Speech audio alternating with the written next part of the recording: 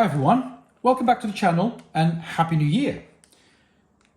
Normally, I'm a bit of an RC snob. And by that I mean, I don't normally look at the cheaper end of the RC world. I prefer to spend my money on known brands that will give me a good balance between value for money and quality. I normally go, and I have no shame in admitting, the vast majority of my RC trucks are from the likes of FMS, and I also have Traxxas, and I recently acquired what I consider to be the best budget 110 scale truck, which is the Yikong. And I'm super happy with that, super happy. However, I got thinking recently that the cheaper brands have a very big and important part to play within the RC world. And by that I mean they give people an entry-level basic ticket within a budget to the RC world. Not everyone will have £200 plus to spend on an RC truck. And this is where these cheaper brands come in. I'm Marcio from Bonnie's RC, and today we're reviewing the MN99S from MN Models. And because we're not here to review the box, there goes the box. And what we want is the model itself. It comes with a note that I'm going to be very sarcastic. Comes with my favourite of all times radio. Feels cheap, it's basic, it looks awkward, but it does what it says on the tin. It's a 2.4 gigahertz system, and it makes it go forwards, backwards and turn, and that's pretty much it. The MN99S is a licensed model from Land Rover D90 model. It's a fairly basic model on all aspects, but having said that, it's also a very cheap model. You can buy this for less than £100 on eBay, Amazon or AliExpress, and sometimes you can get really, really good deals for way less than that. So it's an entry-level model. You pay for what you get, and please keep that in mind, because it's very easy to go and slag on cheap models and relatively entry-level brands for their cheapness, but you also have to look at how much they cost. And I've been thinking about these cheaper brands and cheaper models, and there's two things that they do very, very well.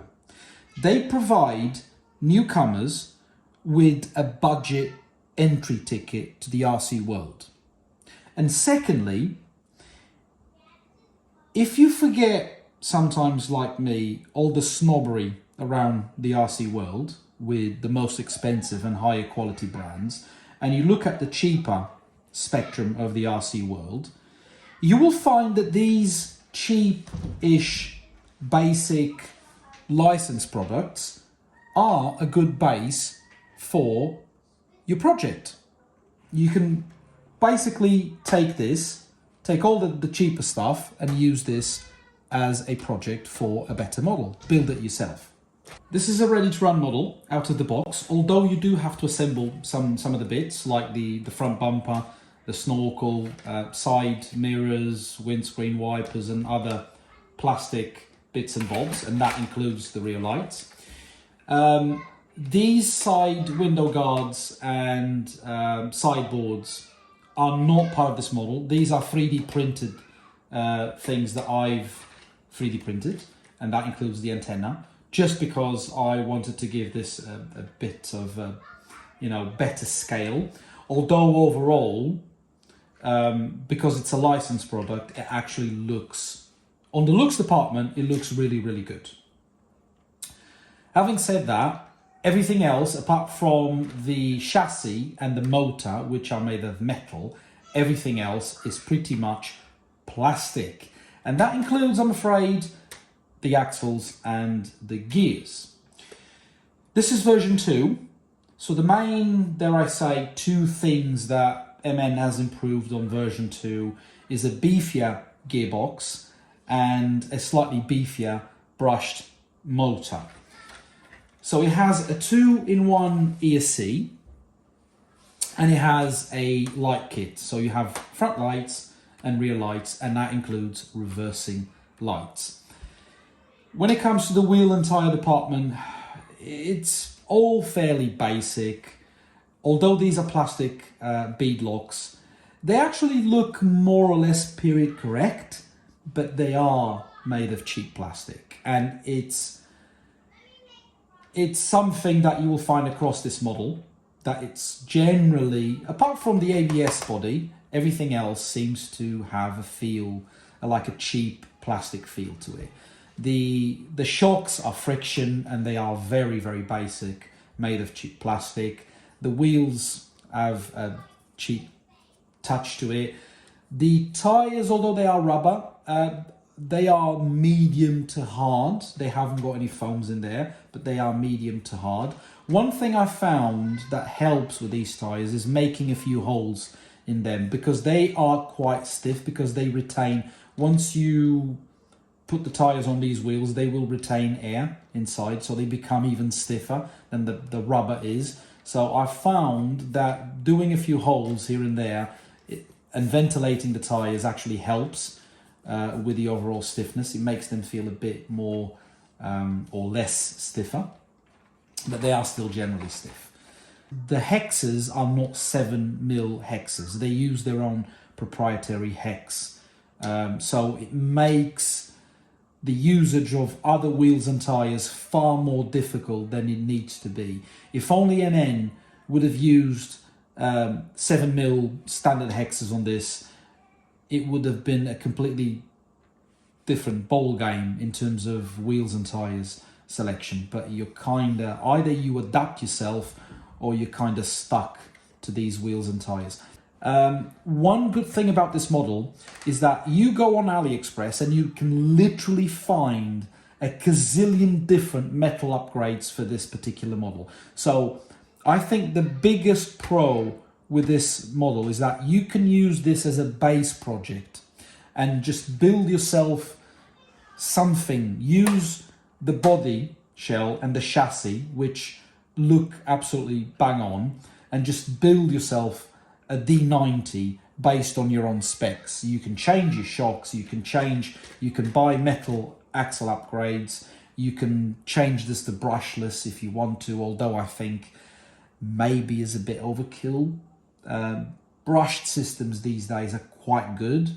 I don't think, at the end of the day, my humble opinion is that you have to balance things off with how much this model costs to how much you're going to spend, and you can easily go crazy on the upgrades and easily spend far more than the model costs, and I think it completely off balances things. So I think this makes a very, very good project. I will change eventually the axles. I will do a metal upgrade on this, but most probably I will keep it brushed. Again, you can find really good brushed systems out there. On that note, it comes with a 2-in-1 ESC/receiver, which is okay to start with out of the box, but it's not great. Low-end modulation is okay, but again, the overall feel of this is more on the cheap end, and it really needs upgrades on everything below the body itself to make it worthwhile out there on the trails. You can take this on the trails, you can give this to a child and they will have fun, they won't bother, they won't care if it's upgraded or not. But I think for us hobbyists, this is, I look at this more as the base for a project. This is the battery compartment, and before I forget, it comes with a 7.4 volt Li-ion battery, which should give you about 45 minutes or so, depending on how you play with this.